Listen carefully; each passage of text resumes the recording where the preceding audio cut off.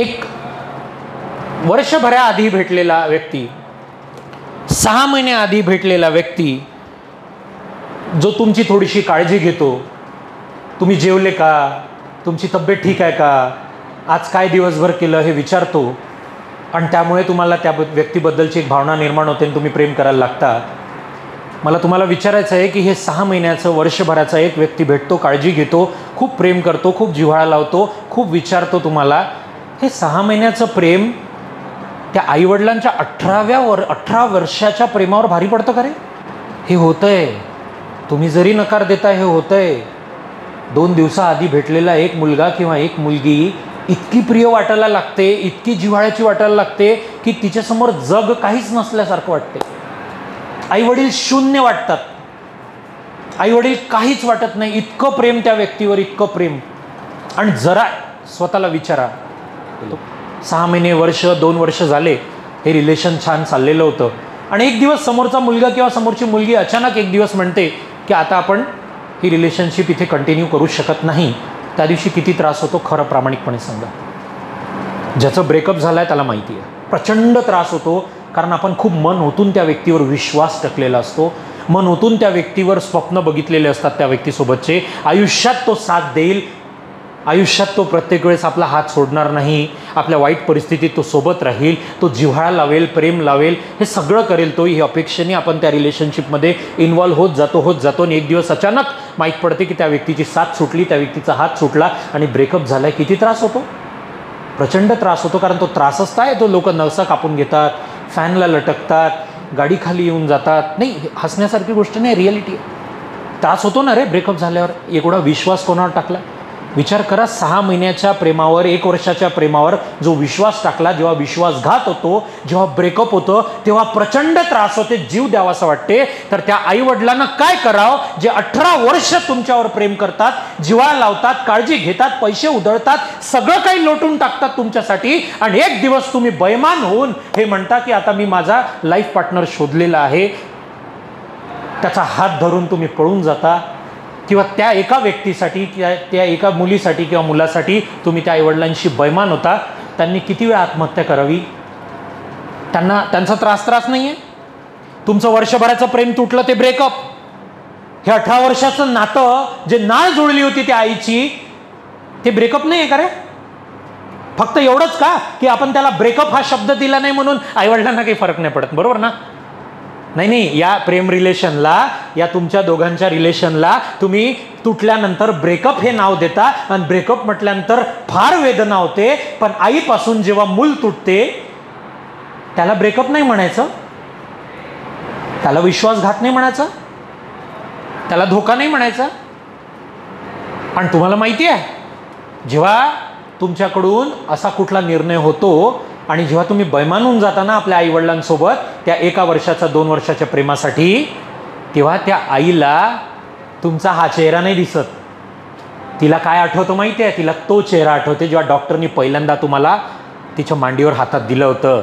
तिला तो चेहरा आठवते जेव्हा पहिल्यांदा तुमच्या चेहऱ्यावर हसू आलं होतं. तिला तो चेहरा आठवते जेव्हा पहिल्यांदा तिने तुमचा पावडर टिकला केला होता. तेव्हा तिला तो चेहरा आठवते जेव्हा तुम्ही पहिल्यांदा आई बोलले होते. तिला तो चेहरा आठवते जेव्हा तुम्हाला हात धरून, बोट धरून तिने चालवणं शिकवलं. तिला तो चेहरा आठवते जेव्हा अंधारात तुम्ही धावत पळत तिला बिलगून घ्यायची भीती वाटली म्हणून तिला तो चेहरा आठवते. जेव्हा रात्र झाल्यानंतर तिच्या छातीला पकडून झोपायचे, तिला तो चेहरा आठवते. त्या बापाला तो चेहरा आठवतो जेव्हा बाबा बाबा करून तुम्ही त्यांच्या मागे मागे फिरायचे. त्या बापाला तो चेहरा आठवतो जेव्हा पहिल्यांदा डॉक्टरनी सांगितलं तुम्हाला मुलगा झालाय, तुम्हाला मुलगी झाली, आणि तो बाप पेढे वाटत गावात फिरतो. त्या बापाला तो दिवस आठवते. त्या बापाला ती वेळ आठवते जेव्हा तो बाप घराच्या बाहेर जातो आणि तुम्ही रडता, बाबा मला सोबत यायचा, बाबा मी येतो सोबत, बाबा मी येतो सोबत, बाबा. आणि बाप घरात आल्यानंतर बापाला तेही आठवते जेव्हा घरात आल्यानंतर तुम्ही धावत जाता आणि बाबा माझ्यासाठी काय आणलं म्हणता. त्या माय बापाला तुमचा हा नकली चेहरा नाही आठवत, तो चेहरा आठवते, ते निरागस बाळ आठवतं.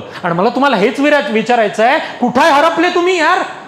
कुठे हरपले तुम्ही? निरागस बाळ होते तुम्ही यार, पांढऱ्या शुभ्र कपड्यासारखे होते. आज तुम्ही इतके डाग लावून ठेवले या कपड्यावर, या चारित्र्यावर इतके डाग लावून ठेवलेले आहे की तुमचे मायबाप घाबरलेले आहे रे. शोधताय त्या बाळाला, त्या निरागस बाळाला, जे निर्भीड मन होतं, निरागस मन होतं. त्या आईला त्यावेळेस कधी वाटलंच नव्हतं का हा एक दिवस त्याला घात करेल. ही एक दिवस कोणाचा तरी हात धरून इज्जतीवर पाय ठेवून चालली जाईल, तिला कधी विचारच नव्हता पडला. त्यांनी कधी विचारच नव्हता केला या सगळ्या गोष्टीचा, की एक दिवस हे लेकरू ज्याला मी घास चारते आणि एखाद्या मायबापाला जेव्हा घास गळ्यात जातो ना पोराच्या, त्यांना प्रसन्नता वाटते, मन हेऊन जातं रे, असं वाटते आपलं पोरग जेवता यार, समाधान वाटते. तो पहिला दिवस शाळेचा आठवेल, तो शाळेतून आल्यानंतर ती सांगतानाची मजा आठवेल, ती गाडी आठवेल जी घेऊन तुम्ही खेळत होते, फिरत होते, जी घरभर तुम्ही फिरत होते त्यांच्या मागे ते आठवतं रे. हे नाही आठवत तुम्ही जे 18 वर्षाचे झाले, कारण हा बैमान चेहरा त्यांना त्रासदायक वाटतो म्हणून त्यांना तो चेहरा आठवतो. आणि आम्ही सहज बोलून जातो, सहज. आपल्यातल्या कितीतरी मुलींनी हा शब्द कदाचित वापरला असेल, मी नव्हतं म्हटलं जन्म द्या म्हणून. सहज बोलून जातो, काय केलं तुम्ही माझ्यासाठी, सहज बोलून जातो. आता मी मोठी झाली आहे आई, मोठा झालोय मी आता, कळलं ना, लहान नाही राहिलेलो आहे, मोठा झालोय. त्या आईला ह्या शब्दाचा त्रास नाही आहे की तुम्ही मोठे झाले, त्या आईला या भावनेचा त्रास आहे. त्या शब्दाच्या पलीकडे जे भावना आहे ना, आता मी मोठा झालोय ह्या शब्दाच्या पलीकडे एक भावना असते की आता मी तुझा नाही राहिलेलो आहे, आता काही मी तुझा बोट धरून नाही चालणार आहे, आता काही तू मला खाऊ नाही घालत, मला हात आहे, माझ्या हातानं खाता येतं, आता तू मला अक्कल नको शिकवू, याला हे म्हणतात त्याला ते म्हणतात, हे करायचं असतं ते करायचं नसतं, आता मला माझी अक्कल आहे. तेव्हा त्या आईला त्या कळा आठवतात, ज्या कळा तिनं 9 महिने सोचल्या. तिला नव्हतं माहिती हे बैमान लेकरू पोटात घेऊन फिरणार आहे मी. तिला त्या बापाला नव्हतं माहिती, ज्या पैशामध्ये तो बाप ऐश करू शकला असता, ऐश, तो पैसा तुम्हाला शिक्षणात लावला. त्या बापाला नव्हतं माहिती हे बैमान होणार एक दिवस. त्या आईला नव्हतं माहिती की जे खायची इच्छा तिची होते पण ते बाळासाठी ठेवायचं आहे. आपली आई आपल्यासाठी ठेवते रे, तिची इच्छा होते खायची पण ती नाही खात, आपल्यासाठी ठेवते. मन मारून जगणारे आपले मायबाप आहे ना, आम्ही काय करतो, आम्ही अजून तुडवतो त्यांच्या या सगळ्या अपेक्षांना. आणि त्यांची अपेक्षा कशासाठी, आणि ते बैमान का झाले तुमच्यासाठी, बैमान का झाले मायबाप, बैमानच आहे ना तुमच्यासाठी. का तर ते अभ्यास कर म्हणतात, तुमचा स्वतःच्या भविष्याचा विचार कर म्हणतात म्हणून वाईट झाले. अभ्यास कर म्हणतात म्हणून वाईट, स्वतःचा विचार करा म्हणता म्हणून वाईट, थोडंसं सिरियस व्हा म्हणता म्हणून ते वाईट, भविष्य जड जाईल म्हणून ते वाईट. इतके वाईट झाले. तो बाप इतका कसा वाईट होऊ शकतो रे, हेच ते कॅबिन आहे ना, याच त्या कॅबिन मध्ये हाच तो बाप लाचार हात पसरत होता ना, सर थोडी फीस कमी करा हो सर. हाच तो बाप आहे ना जो भीक मागत होता कधीतरी कोणापुढं, पोराची ऍडमिशन करायची आहे, मेसचे पैसे भरायचे आहे. आज तो बाप बैमान झाला का रे, दुश्मन झाला तो बाप. फक्त एवढंच की कठोर वागतोय म्हणून, अभ्यास कर म्हणतोय म्हणून. कारण त्या बापाला माहिती आहे आता हे बाळ मोठं झालंय, याला बापू बापू करून हा एक चांगला माणूस नाही बनणार आहे, याला थोडंसं बोलावं लागेल, याला थोडीशी जाणीव करून द्यावं लागेल की पैसा कुठून येतो, कसा येतो, किती कष्ट घ्यावे लागतात, याला जाणीव करून द्यावं लागेल, तेव्हा कुठे याला जाणीव होईल. म्हणून बोलतात रे, दुसरं काहीच नाहीये, दुसरं काही कारण नाहीये. आणि तुम्ही लगेच उठून निर्णय घेऊन घेता. मोबाईल नाही दिला म्हणून मुलांनी केली आत्महत्या, बाईक घेऊन नाही दिली म्हणून मुलांनी केली आत्महत्या, 4 मैत्रिणींसमोर आईने शिव्या मारल्या म्हणून केली आत्महत्या, शिक्षकाने रागवले म्हणून केली आत्महत्या. Very good. शाळेत प्रोजेक्ट बनवलाय ना तुम्ही, कधी बनवलाय ना, कसला प्रोजेक्ट बनवला बाळा, हां कसला तरी बनवला असेल, सायन्सचा वगैरे आपण शाळेत बनवला, खूप मेहनत केली. किती वेळ लागतो एखादा प्रोजेक्ट बनवायला छोटासा, हां किल्ला बनवला एखादा दिवाळीला, किल्ला बनवलाय ना, किती दिवस लागले होते, 4 ते 5 दिवस लागले होते. त्या दरम्यान मोबाईल पाहत होते, टी व्ही पाहत होते, काय करत होते दिवसभर, त्या किल्ल्याच्या मागे माती, मग कात्रण, मग ते झेंडे लाव, मग तोफ गोळा कर, कुठून काहीतरी आण, फुलं आण, सगळ्यात तो किल्ला गोळा केला, बनवला. आणि ज्या दिवशी तो रेडी झाला आणि माझ्यासारखा एक माणूस येतो आणि लात मारून तुमच्या नजरेसमोर तो किल्ला लात मारून उद्ध्वस्त करतो, कसं वाटतंय, बेकार, फक्त वाईट, बस मारा वाटतं ना, मला धरून जीव घ्या असं वाटतं ना. का बरं एवढा राग, नॉर्मल, अरे मातीचा पूत आहे, किल्ला आहे तो, एवढा राग कसला. हां 4-5 दिवस मेहनत केली, अजून वेळ दिला, अजून भावना व्यक्त होती तिथे, भावनिक एक कनेक्ट झालं होतो, अपेक्षा होती 4 लोक येतील, बघतील, ह्या पोरांनी किल्ला केलाय, ह्या पोरांनी खूप मेहनत केली, अतिशय सुंदर किल्ला केलाय, आणि ऐकणारा म्हणेल वा वा पोरांनो काय सुंदर किल्ला केला. हे ऐकायचं होतं ना, आणि त्या आधीच माझ्यासारख्याने येऊन तो किल्ला उद्ध्वस्त केला. राग येईल ना रे, प्रचंड राग येईल ना, खूप राग येईल ना. साला 4-5 दिवसाच्या मेहनतीने केलेलं काम उद्ध्वस्त झालं तर प्रचंड राग. 18 वर्ष मायबाप एवढी मेहनत घेऊन तुम्हाला मोठं करतात आणि तुम्ही स्वतःला संपवून टाकता एखाद्या कारणामुळे. फॅनला काय लटकता, विष काय घेता, गाडीसमोर काय उडी मारता. त्यांनी जवळ दाखवावं राग? कुणाजवळ दाखवावं रे राग? बोला, नाही बोला, कोणाजवळ राग दाखवावं त्यांनी? कोणाला कंप्लेंट करावं? ज्या बाळाला मांडीवर ठेवून दूध पाजणारी आई, ज्या बापाला खांद्यावर घेऊन गावची यात्रा दाखवणारा बाप कोणाकडे जाईल? उधळलेलं शरीर पोस्टमॉर्टम नंतरचं जेव्हा तो बाप असा बघतो ना समोर, 6 फुटाचं उधळलेलं शरीर तुमचं, काय येत असेल इमॅजिन केलं कधी डोक्यात? त्या आईला काय वाटत असेल इमॅजिन करा. तुमच्या 6 महिन्याचं प्रेम ब्रेकअप झाल्यावर त्रास होतोय, 4-5 दिवसाची केलेली मेहनत एखादा प्रोजेक्ट नाही तर तो किल्ला तोडला तर त्रास होतोय. त्यांचा त्रास विचार करू शकता केवढा आहे? करू शकता का रे? हां, आपल्या गरजा बाजूला ठेवून तुम्हाला एवढं मोठं जे केलं आहे, हे एवढं मोठं करताना त्यांना किती पैसा लागला आहे, किती मेहनत लागली, किती प्रेम, किती काळजी, किती काय काय लागलं असेल. अरे रात्र जागली आपली आई मांडीवर घेऊन. लाईट गेलेली असताना रात्रभर जागली आहे ती हवा मारत. ती थकली तर बाप खांद्यावर घेऊन फिरलाय. दुसऱ्या दिवशी पाठ दुखत असताना, डोक्यात ताप असताना कामावर गेलाय बाप. कोणासाठी? तुमच्या भविष्यासाठी. तुम्हाला अन्न, वस्त्र, निवारा, शिक्षण, आरोग्य, सुख सुविधा मिळाव्या त्यासाठी झिजतो बाप आपला. आणि तो धिप्पाड बाप, ज्याच्यात एवढी मोठी हिंमत होती की तुम्हाला जन्म देऊन मोठं केलं, तो बाप ढसाढसा रडतो रे एकट्यामध्ये जेव्हा त्याची पोरगी हात धरून कोणाचा तरी पळून जाते. हात धरून पळून जाते. ती आई रडते. जे लेकरू नजरेच्या पार नाही जाऊ देत होते ना, ती आई रडते जेव्हा तो मुलगा म्हणतो की माझं प्रेम आहे त्या मुलीवर आणि मी तिच्याशिवाय जगू शकत नाही. मग ही कोण आहे? मग ही कोणासाठी जगते आहे?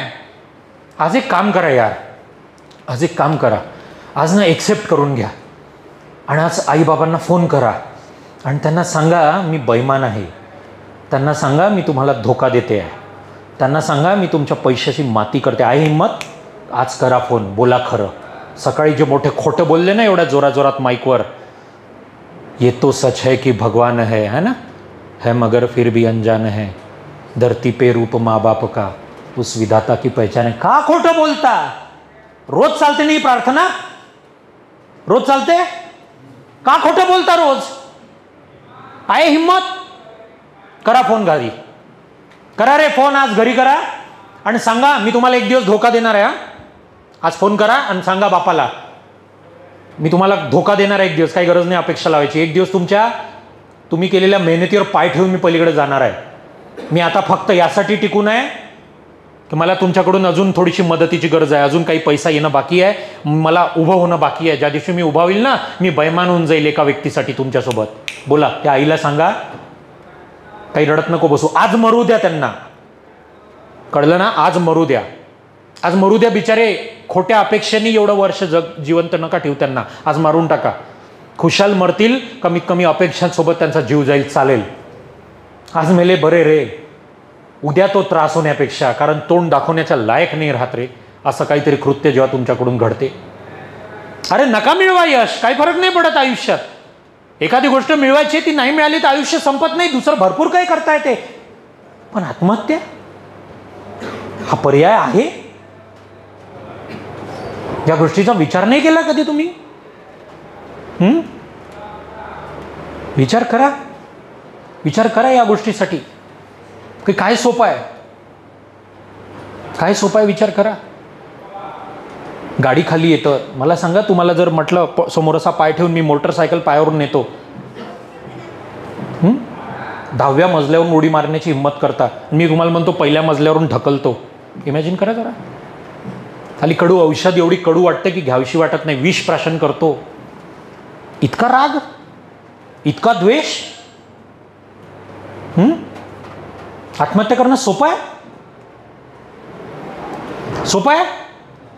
प्रचंड कठीण आहे. आत्महत्या करणं प्रचंड कठीण आहे. आणि मला वाटते त्या प्रचंड कठीण प्रोसेसपेक्षा सगळ्यात सोपी प्रोसेस आहे आलेलं अपयश पचवणे. जास्तीत जास्त काय होईल, लोक बोलतील, काही फरक नाही पडत. ते चंद्रयान 3 यशस्वी झालं, ते शास्त्रज्ञांनी रडत बसले असते. चायनानी मजाक उडवली. चायनानी तो एक पोस्ट टाकली होती, माहिती आहे का तुम्हाला? चंद्रयान 2 फेल झाल्यानंतर चायनाने एक पोस्ट टाकली होती. 4 देश यानामध्ये बसलेले आहे आणि भिकारडा देश दाखवला आपला बाहेर, भारत नॉक करून राहिलेला आहे, मला आत घ्या म्हणून. शास्त्रज्ञांनी हिंमत नाही सोडली आणि काल ते करून दाखवलं. अशी किती उदाहरणं आहेत, किती लाखो हजारो उदाहरणं आहे. रोज आपण रील्समध्ये उदाहरणं बघतो, पण आम्हाला त्याच्यापेक्षा जास्त बाकीचं सगळं आवडतं ना. आम्हाला तो मोबाईल प्रिय, आम्हाला मित्र प्रिय, आमची मैत्रीण प्रिय. साला तुम्हाला हेच नाही समजलं रे अजून. तुम्ही जे स्वतःला हुशार समजताना, तुमच्या वयामध्ये मी काही दुधाचा धुतला नव्हतो, मी पण असाच होतो, पण जाणीव झाल्यानंतर कमीत कमी बदला रे. आपण जे स्वतःला हुशार समजतो ना, आपल्याला सगळे तर नाही येते यार. तुम्हाला हे कळतच नाही की तुम्ही स्वतःच्याच पाठीत कसा सुरा घोपताय. तुम्हाला हे कळतच नाही की तुम्ही स्वतःच किती मोठं कशा पद्धतीने नुकसान करताय. तुम्हाला हे कळतच नाही की तुमचं कोण आणि तुमच्यासाठी कोण, कळतच नाही. जरा डोळे बंद करून ना एक दिवस लिस्ट बनवा, तुमचं कोण. आणि बघा तुम्ही ते नावं कोण कोण येतात. आई वडील सोडून कसे नावं येतात. ही माझी मैत्रीण चांगली, ही माझा मित्र चांगला, ही माझी गर्लफ्रेंड, ही माझा बॉयफ्रेंड, हा माझा ओळखीचा, तो माझा ओळखीचा. आणि तुमच्यासाठी कोण, तर ह्यातलं एकही नसतं. हात लावून पळतात मित्र, जे एक संकट येऊ द्या हात लावून पळतात. आणि ते आईवडील जे साला तुम्ही उद्या कितीही घाण कृत्य करा, हॅलो, तुमच्या हातून कितीही घाण कृत्य होऊ द्या, ती आई आहे, ती आई आहे. ती म्हणेल माझा मुलगा असं कधीच करू शकत नाही. आणि तुमचे ते मित्र किंवा मैत्रिणी किंवा गर्लफ्रेंड बॉयफ्रेंड ओळखसुद्धा दाखवणार नाही. एक चूक तुमच्या हातून होऊ द्या. याच्या हातून जर उद्या एखादा मर्डर झाला ना, एखादी चोरी यांनी जर मोठी केली ना, याच्या गर्लफ्रेंडला जर फोन गेला ना की तू ह्या पोराला ओळखते का, नाही नाही सर. त्या पोरीला जर फोन केला, तू ह्या पोराला ओळखते का, नाही सर माहीत नाही सर. खोटं बोलतोय मी. ओळखसुद्धा दाखवणार नाही. ज्यांच्या जीवावर तुम्ही उडता, ओळखसुद्धा दाखवणार नाही. आणि हे जे आहे ना रे, हे तुम्ही किती घाण परिस्थितीत राहू द्या, तिथं येतील. हो साहेब, हा माझा मुलगा आहे. जरी मला लाज वाटते याला मुलगा म्हणायची, पण माझा आहे, आम्ही जन्माला घातलं आहे साहेब याला. ते कधीच डिनाय नाही करत. का? कारण ते आहे मायबाप. ते नाही डिनाय करत ना. तुम्ही काय करता, 4 मित्रमैत्रिणी गप्पा मारायला बसले की तिथे 4 मित्रमैत्रिणी सांगतात माझा बाप माझ्या डोक्यात जातो. दुसरी म्हणते माझी आई तर जाम इरिटेट करते. तिसरं म्हणते यार माझे मायबाप लय बोर करतात. वा, कोण बोर करतात? ते ज्यांच्यामुळे तुमचं अस्तित्व आहे. कोण बोर करतात? ते ज्यांच्यामुळे कोणावर तरी तुम्ही प्रेम करताय किंवा कोणी तुमच्यावर प्रेम करताय. कोण बोर करताय? ते ज्यांच्यामुळे आज तुमची हे जे ऐपत आहे, अंगावर कपडे आहे, 2 टाईमचं खायला गिळायला शिक्षण आहे, सगळ्या सुविधा आहेत, ते बोर करतात. नाही, आता रिसेंटली एक अहमदनगरला तुमच्याजवळ इथे घटना घडलेली होती. दऱ्याखोऱ्यामध्ये एक बाळ सापडलं होतं. मागे नागपूरला एक घटना घडली होती. एक लहानसं बाळ कचऱ्याच्या पेटीत ज्या ढिगावर टाकून मायबाप पसार झाले. कुत्रे ओढताण करत होते त्या जिवंत बाळाला. आणि काही वेळानंतर ते बाळ मेलं. कोणत्या कुत्र्याच्या हातात हात असेल, कोणत्या कुत्र्याच्या तोंडात मुंडकं असेल. त्या मायबापाला ते बाळ नको असेल म्हणून टाकलं ना. का बोलतोय माहिती आहे? हे फक्त यासाठी की त्याच कचऱ्याच्या ढिगाऱ्यावर त्या बाळाच्या जागी तुम्ही किंवा मी आपण असू शकलो असतो. जर लहानपणी तुमच्या मायबापाच्या डोक्यात तुम्ही गेले असते, जर लहानपणी तुमच्या मायबापाला तुम्हाला पोचताना बोर झालं असतं, जर लहानपणी तुमच्या मायबापाला जीवावर आलं असतं तुम्हाला पोचणे, तुमच्यासाठी रोज दूध देणे, रोज खायला प्यायला देणे, रोज खर्च करणे, तुम्हाला अटेन्शन करणे, तुम्हाला झोपायला देणे, तुमचं हागणं मुतणं करणे, सगळं करणे त्यांच्या जीवावर आलं असतं आणि तुम्ही कुठल्या तरी कचऱ्याच्या ढिगावर असते. पण त्यांना नाही आलं. त्यांना तुम्हाला पोचताना जीवावर नाही आलं. त्यांच्या डोक्यात तुम्ही गेले नाही. त्यांना बोर तुम्ही झाले नाही म्हणून तर इथं बसले आहात. कुठल्या कचऱ्याच्या ढिगारावर नाही आहे. नाही तर आपली अवस्था तेच असती. तुम्ही म्हणा किंवा मी म्हणा, आपली अवस्था तेच असती. कुठल्या तरी कचऱ्याच्या ढिगाऱ्यावर आपल्या मायबापानं फेकलं असतं आणि कुत्र्यांनी ओढताण केली असती रे. म्हणून सगळं विसरा, पण एक गोष्ट विसरू नका की त्यांना जन्म दिला यार आपल्याला. हे जग आहे ना, हे त्यांनी दाखवलेलं आहे. त्याच्यामुळे हे मनातली जे घृणा आहे ना बरेचदाची तुम्ही इनडायरेक्टली काढता, ती संपवा. यांनी याच्यानंतर हिंमत करायची नाही वरती ते प्रार्थना तोंडातून म्हणायची, शब्द नाही काढायचा, मुकाट्याने गप्प बसायचं जर तुम्ही तसे वागत नसाल तर. नाही, नका म्हणा देव मायबापाला, नाही होत ना, नका म्हणा, मायबाप तर म्हणा रे. उद्धटपणे तर वागू नका त्यांना. अरे तुमचा आज एक कॉल, हॅलो, 4 फोन मैत्रिणीला करताना, मित्राला करताना 1 फोन करा फक्त बापाला आणि त्यांना सांगा, बाबा कुठं आहे तुम्ही, मला बोलायचं होतं. तुम्ही जे पैसे इथं भरलेत ना बाबा, त्या बाबाला पहिले धक्का बसेल, रे काय बोलायचं आहे, ही किंवा हा हे तर नाही म्हणणार की आता नाही राहायचं इथे, मला सोडायचं आहे, हे तुमचे पैसे भरलेले वाया जाणार, त्याला पहिले धक्का बसेल. पण त्या बापाला आणि त्या आईला एक फोन करून हे सांगा की बाबा आई तुम्ही काळजी करू नका, तुमच्या पैशाची माती नाही देणार मी.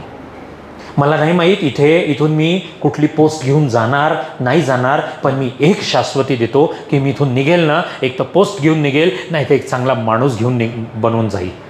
तुमची मान खाली जाईल असं मी कधीच काही करणार नाही. एक फोन करा त्या बापाला. आई शपथ सांगतो, त्या बापाला कितीही त्रास होत असेल ना, तो त्रास विसरेल. तो बाप कोणाकडून उधार पैसे आणल्याचा त्रास होत असेल तर तो त्रास विसरेल.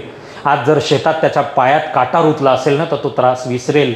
त्या आईला पोळी भाजताना जर चटका लागला असेल ना तर ती आई त्रास विसरेल. तिच्यासमोर मोठातला मोठा त्रास जरी असेल तर ते त्रास विसरेल, कारण त्यांना आज तुमच्या त्या शब्दामध्ये ते निरागस बाळ दिसेल, ते ज्याला त्यांनी जन्म दिला होता. आणि त्यांना आज वाटेल की आपलं बाळ आपल्याजवळ आहे, हे सोडून जाणार नाही. कारण प्रत्येक मायबापाच्या मनात भीती काय माहिती आहे का, तुमच्यासाठी पैसा लावतात, सगळं काही उधळतात, एक दिवस तुम्ही मोठे होता, शहाणे होता, नोकरीला लागता आणि त्यांना असं वाटते एक दिवस हा नोकरीला लागेल, याचं लग्न होईल आणि हा आपल्याला दूर लोटतो की काय. तुम्हाला माहीत आहे आपल्या मायबापाला काहीच हवं नसतं रे. छोट्याशा बीजासारखं तुम्हाला जमिनीत रोवलं, आज तुम्ही हळूहळू एका झाडाप्रमाणे मोठे होत आहात. एक दिवस तुम्हाला फळं लागतील, फुलं लागतील. तुमच्या मायबापाला ना तुमच्या झाडाला लागलेली फळं पाहिजे ना फुलं पाहिजे. म्हणजे ना तुमच्याकडून कुठल्या पैशाची अपेक्षा, ना कुठल्या कारची अपेक्षा, ना कुठल्या बंगल्याची अपेक्षा, ना कुठल्या फॉरेन टूरची अपेक्षा. एक अपेक्षा आहे रे, एक झाड म्हणून त्यांनी तुम्हाला मोठं केलं, एक अपेक्षा आहे.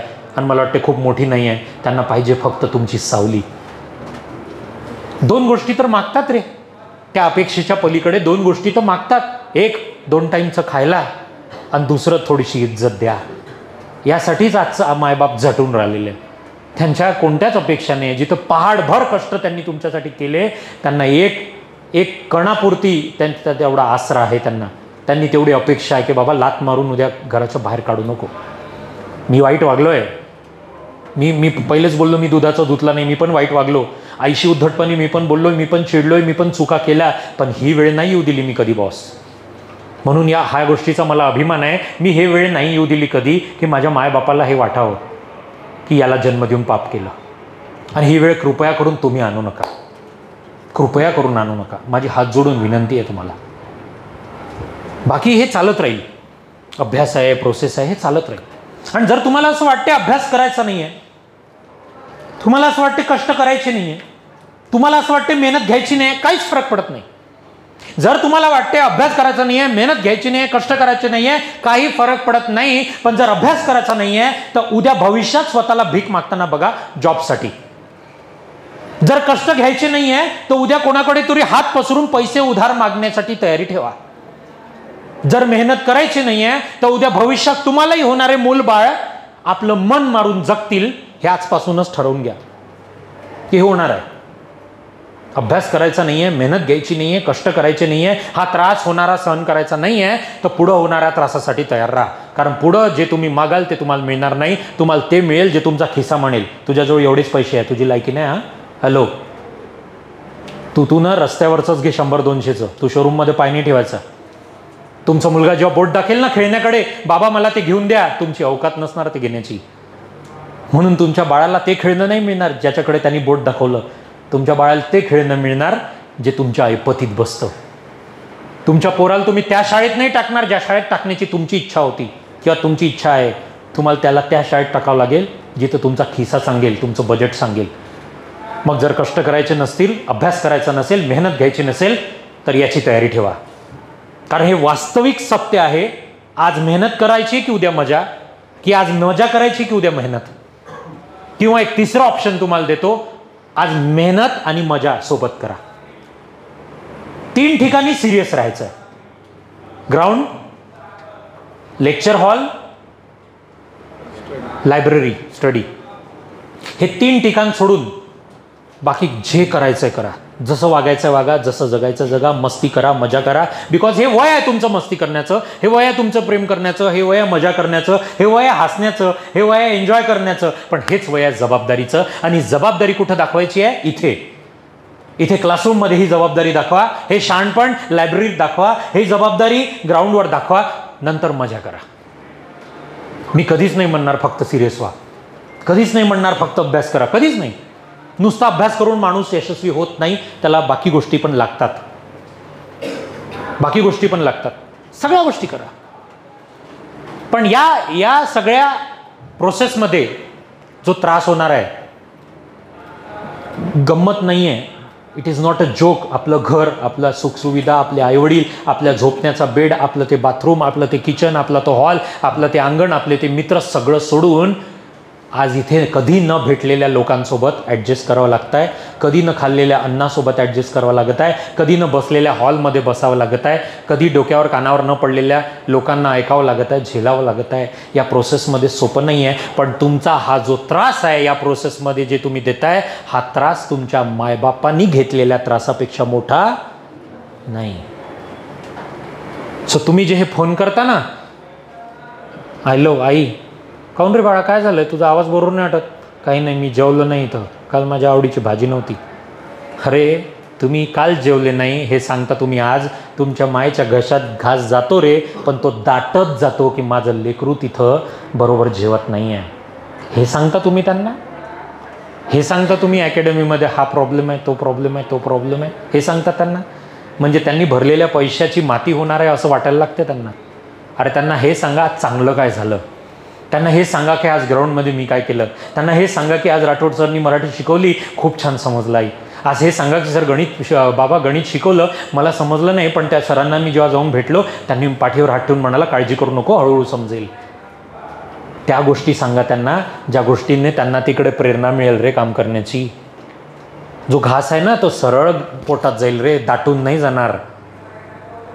झोप लागेल त्या बापाला पडल्या पडल्या.